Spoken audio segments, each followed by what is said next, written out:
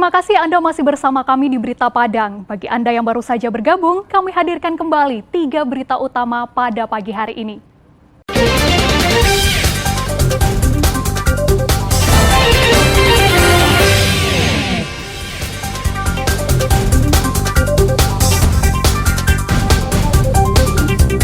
Tahanan wanita di Bukit Tinggi diduga jadi korban asusila.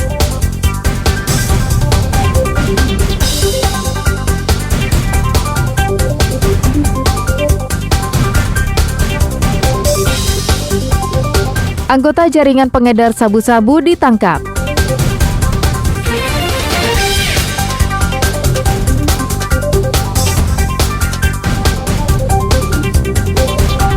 Guru madrasah cabuli puluhan murid laki-laki. Hingga pungli di Madrasah Ibtidaiyah Negeri 1 Padang, kami sampaikan dalam Padang Sepekan.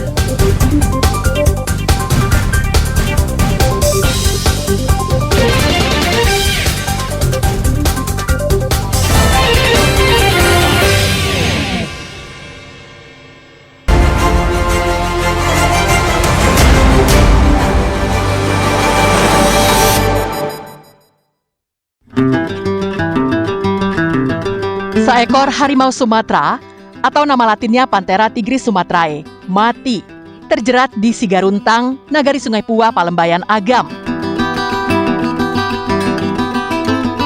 Harimau Sumatera berkelamin betina itu diketahui hanya memiliki 3 buah kaki. Karena kaki kiri depannya putus akibat pernah terjerat beberapa waktu yang lalu. Harimau terjerat pada bagian leher sehingga kehabisan napas dan tidak bisa tertolong lagi. Bangkai harimau itu langsung dibawa ke rumah sakit hewan di Padang untuk diperiksa untuk memastikan penyebab kematiannya.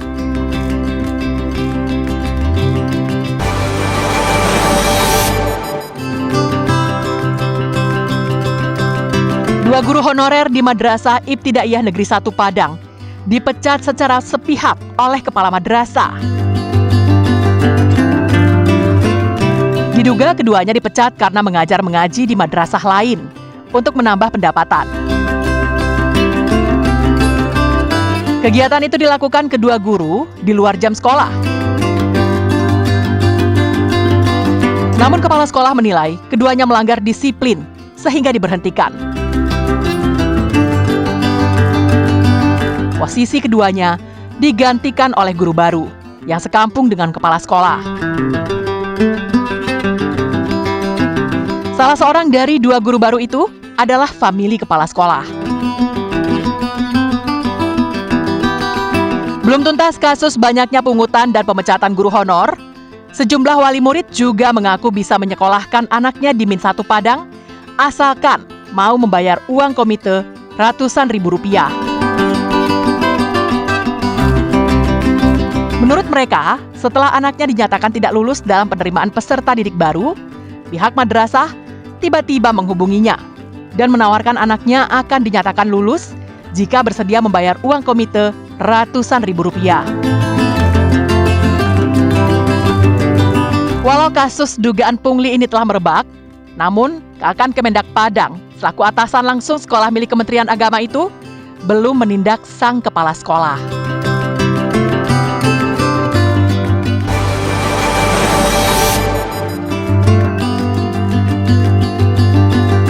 Polisi dari tim Sus Ditres Narkoba Polda Sumbar mencegat sebuah mobil yang membawa daun ganja kering di kawasan Rau Pasaman.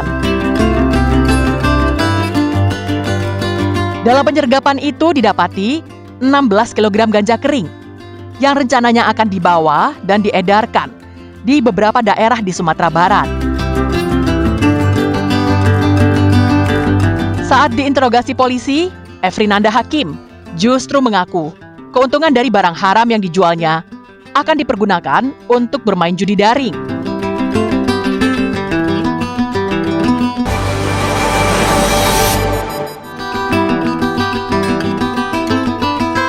Dua oknum guru di salah satu pondok pesantren Madrasah Tarbiyah Islamiyah di Agam mencabuli puluhan santri laki-laki yang masih di bawah umur di ponpes tempat mereka mengajar. Tim Opsnal Polresta Bukit Tinggi menangkap kedua pelaku, serta menyita sejumlah barang bukti. Polisi telah meminta keterangan para saksi, baik saksi korban maupun saksi lainnya. Aksi bejat mereka lakukan sejak tahun 2022 lalu. Modusnya pelaku minta dipijat. Setelah itu pelaku mencabuli para korbannya. Para korban hanya bisa pasrah karena diancam tidak naik kelas. Kasus terungkap setelah salah satu korban melapor kepada keluarganya.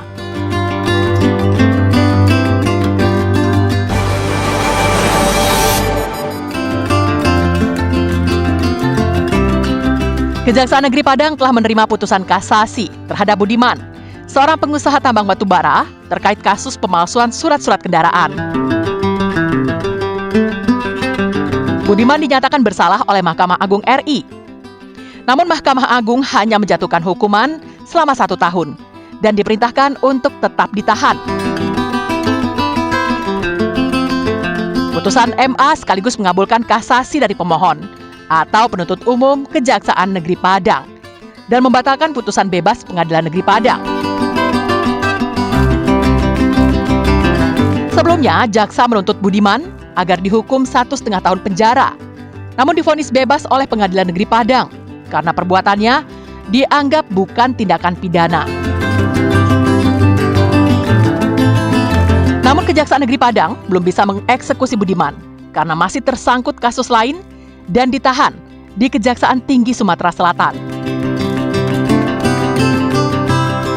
Budiman ditahan bersama dengan Endre Saiful, orang yang mengadukan Budiman memasukkan surat-surat pembelian kendaraan.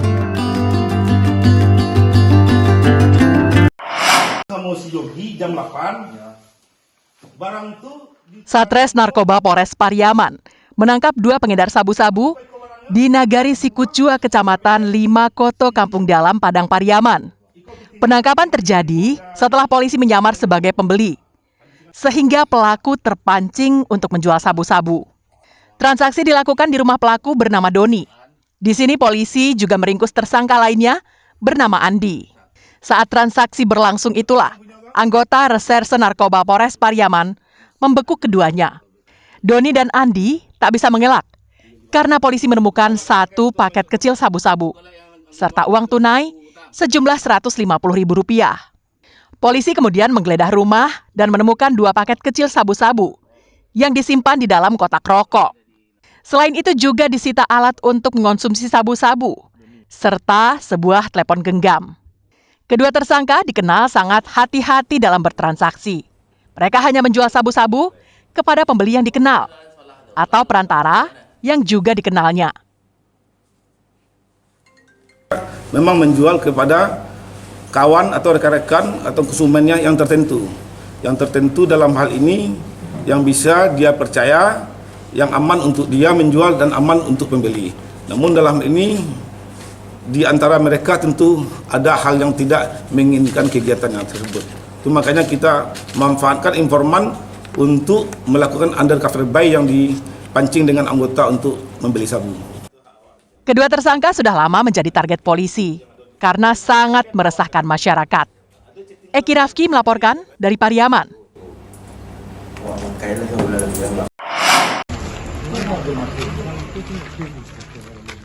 Seorang karyawan salah satu BUMN ditangkap tim Opsnal Polsek Padang Timur di daerah Andalas, Kecamatan Padang Timur, pusat kota Padang, pada Rabu malam.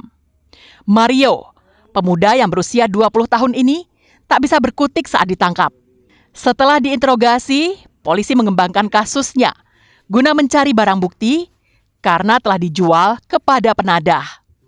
Polisi kemudian menyita 8 unit laptop, 7 unit komputer, dan barang elektronik lainnya yang disimpan penadah di rumahnya.